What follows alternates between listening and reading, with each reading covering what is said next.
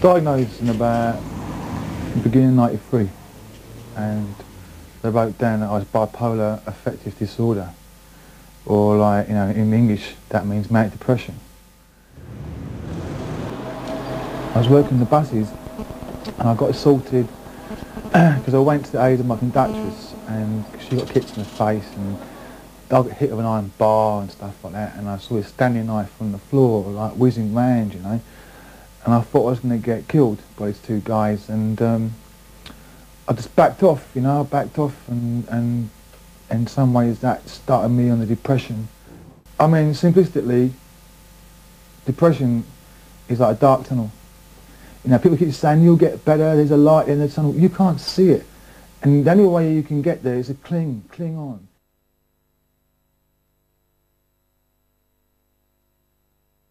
And suddenly you hit a massive blast of light, you know. It's maybe a trickle at first, but like a massive blast of light comes down the shaft and you sort of go, wow, this light is fantastic, you know what I mean? It's like, boom, and that's psychosis. Someone explained to me it's dream time. And the reason why I have psychosis is that you're not sleeping. So you're dreaming while you're awake, if you can imagine it. Imagine dreaming, you know, while you're awake. So everything's just like different. You have a different perspective from everything. It was like a bit of a fantasy. It was almost like I could go where I wanted, you know. I was in touch with nature. You know, I used to hug trees and stuff like that. I used to sit in, you know, by trees for hours and hours, you know. I used to sort of just like have strange but meaningful conversations with people that I never met before. And it's like just anything and everything could happen. I fell in love with Penny psychosis.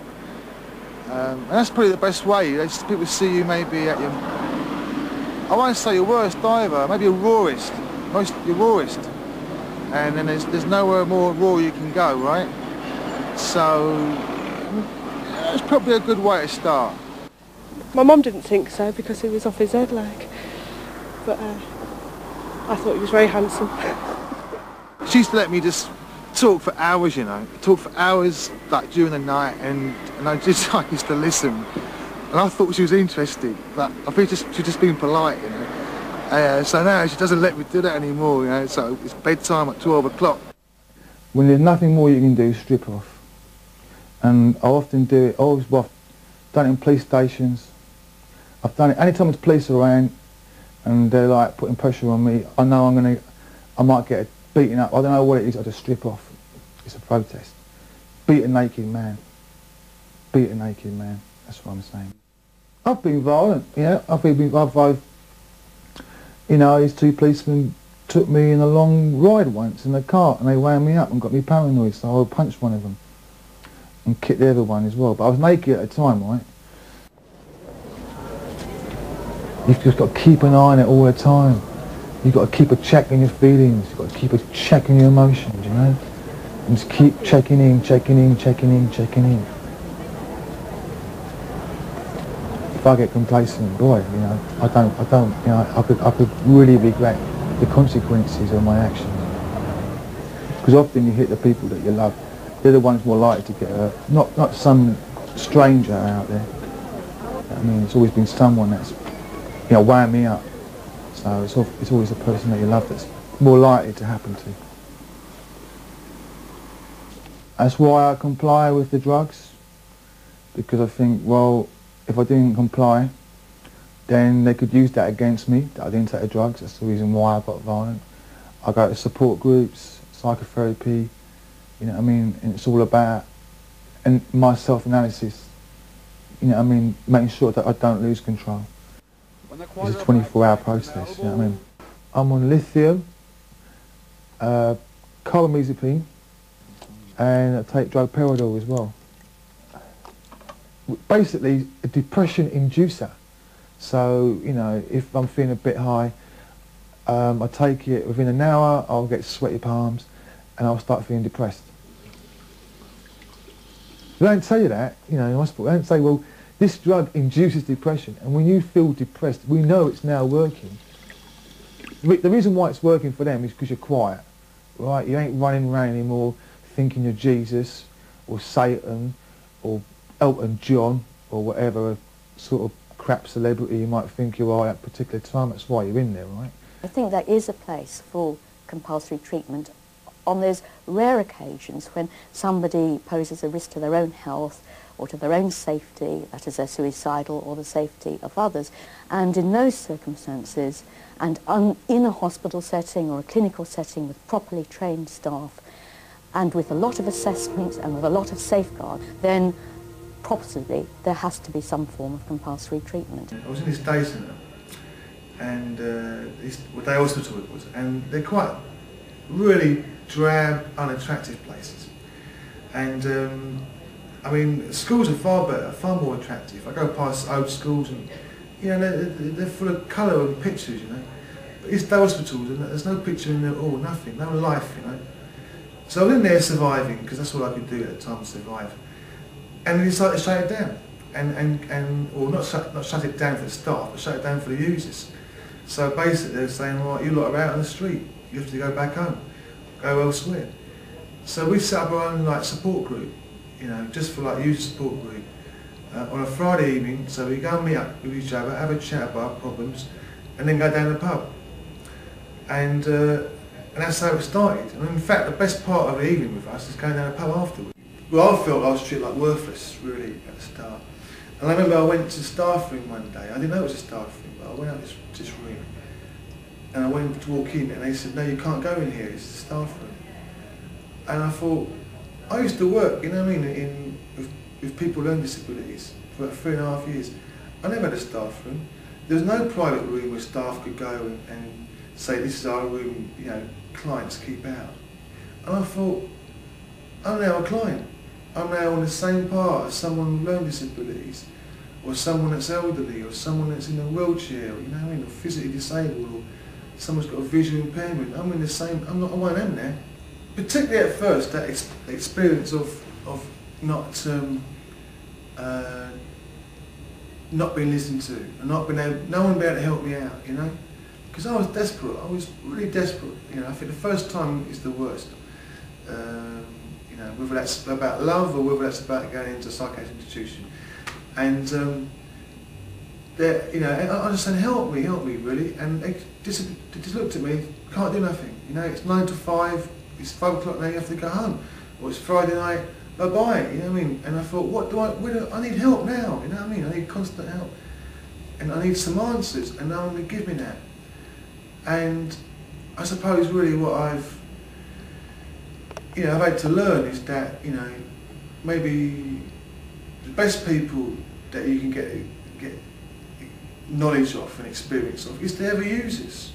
You know what I mean? They're gonna be the people that are gonna be straight with you. You know what I mean? And share that. You know what I mean? You don't read a book. You said someone tell you. I actually felt that. And I remember once I was in this hospital, and this hospital, and they tried to give me a drug I didn't want. You know. And I felt pushed into it. So I read a book about this drug, and it said one of the side effects is that you live in a bubble, you know. So I went back to the doctor next week, and I said to him, I live in a bubble, right? And the doctor said, well, that's one of the side effects of this drug, it'll take you off it. I went, okay. So in a way, I started playing their game. I started reading the books and started learning about, you know, what their side effects are and how you can get out of what they're giving you. You know what I mean? It winds them up when they find out, when they're really pissed off about it. At the end of the day, you know, we've got to start learning to play the game as they're playing it. At the moment, I feel like it's a safety net, you know what I mean? It doesn't work that well, but I'll keep taking it until something comes along, maybe, or a point comes on me and I say, hang on a minute, enough's enough. Do you know what I mean? But I haven't reached that point yet. I think it's always worth bearing in mind that point, because otherwise you can easily spend the rest of your life just taking drugs, you know, simply because no one's ever questioned the fact that you're taking them. So I think it's healthy to keep questioning every now and then, why should I take these drugs? In the psychiatric system, it's a bit like fighting jelly, right? And I agree, and someone said chipping away at a wall, chip, and I agree to that. But I think, really what I think the issue is that we have to go out and take the argument to the public, right? At the moment, the public is not getting our argument. They're not hearing what we've got to say. They're hearing what the psychiatrists have got to say, they're hearing what mine might have to say, but they ain't hearing what the user, that voice, got to say. And I mean I'm sure a lot of people out there, as I said, don't even know we've got to use a voice. They don't even know we've got to use a movement. Mentally ill people living in the community may soon have treatment forced upon them in the interests of public safety. The Health Secretary, Alan Milburn, said there'd been a tragic toll of suicides and killings which showed that existing mental health law in England and Wales had failed. Community groups in the area are concerned that the release of mental patients may endanger local residents or even result in the kind of community care killings that have become so common in recent years. A spokesman for the Hospital Trust has emphasised that there is no danger to members of the public and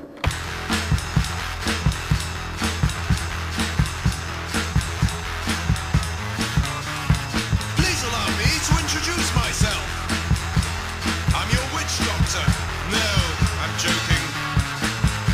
I've just been down the Conservative Club because I am a man of wealth and taste. Is that 753 years ago, a bus ride away, 70p bus fare in time, they set up a hospital called Bedlam, and that was done through compassion for people like me. Dance with a man who danced with a man who danced with the Prince of Wales. And I was trained by Aldous Huxley himself. And what we are saying, we want to bring compassion to psychiatric institutions, compassion for madness, and same people that can fuck off. How would you like to be forced to take medication against your will? Medication that can sometimes have hugely damaging physical and psychological side effects. That's the prospect that users of the mental health system in the community say they're now facing.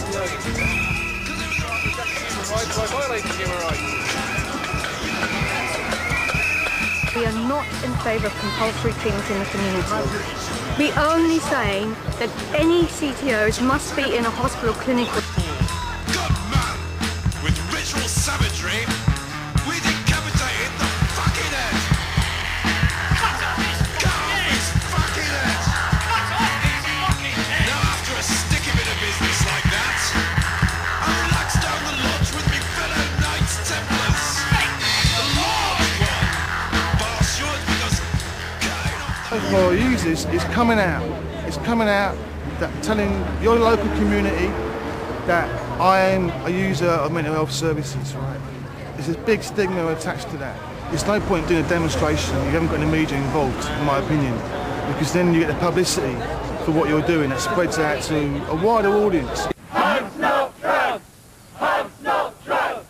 Mad Pride, who organised today's protest, say CTOs not only mean patients being forced to take medication, but also increase the likelihood of distressing side effects. We want good treatment, but we don't want drugs.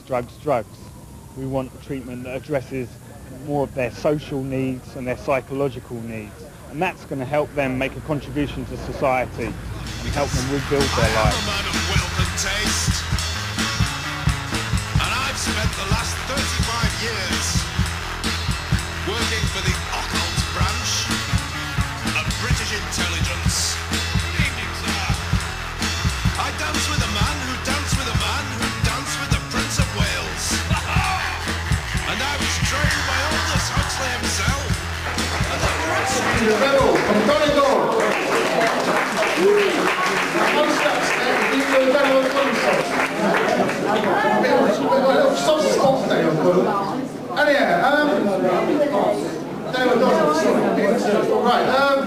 Coming to a natural break here. First of all, I've got to tell you a story. I mean, it's been so depressing, right? It made me wonder something in the past. Like National Depression Day. National Depression Day? No one knows about it. But it was a day.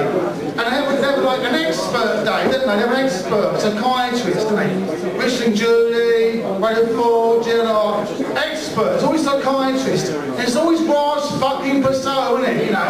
Up he turns up, the bastard. Anyhow, I was in Gerard one morning and he said, the best thing with depression, I thought, yeah, what? Go and feed the ducks. So anyhow, I thought, alright, I am depressed. I went out, bought some bread rolls, fresh ones, over the pond, bang, bang, bang, in the pond. His duck swung towards the bread right, and he looks at the bread and it slipped. And he removed the one out and swam off. And I thought, fuck it, I've been rejected by a duck. Right? How low can you get? A duck rejecting you. So I went home, and I wrote his letter. And he was like, Duck Pond, Ruskin Park. Because Ruskin Park's opposite Maudsley, where Raj works. Camberwell, SE5. I put, there, Raj, stop sending me your fucking patients, you cunt, signed Duck. Right? And I fucking posted it to him. So, that's the best thing you can do, isn't it? Don't take it out of the Ducks, take it out of fucking Raj. Yay! And have a break, 5 minutes, right? But that means 10, doesn't it? So, 5 minutes. American Chuck Leary. He trained me. It's all a bit of a chore, so when I get home I like to put me slippers on. Not around the conservatory. The cabbage patch. The fucking cabbage patch. Let them down the gun clubs and make mine a large one.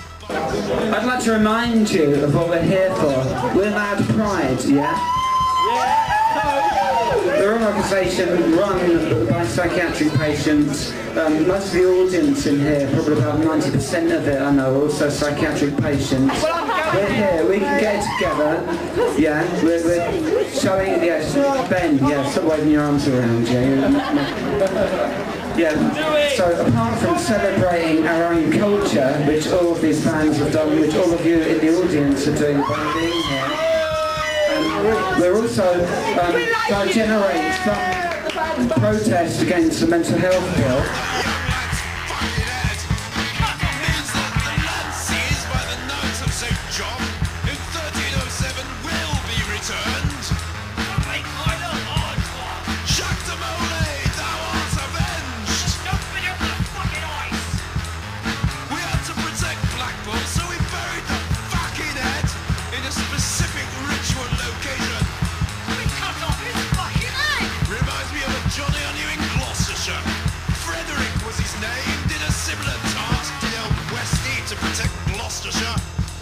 And in a not dissimilar fashion, a chap we knew went down Whitechapel in 1888, slaughtering street whores, so that the Leonids will destroy the world.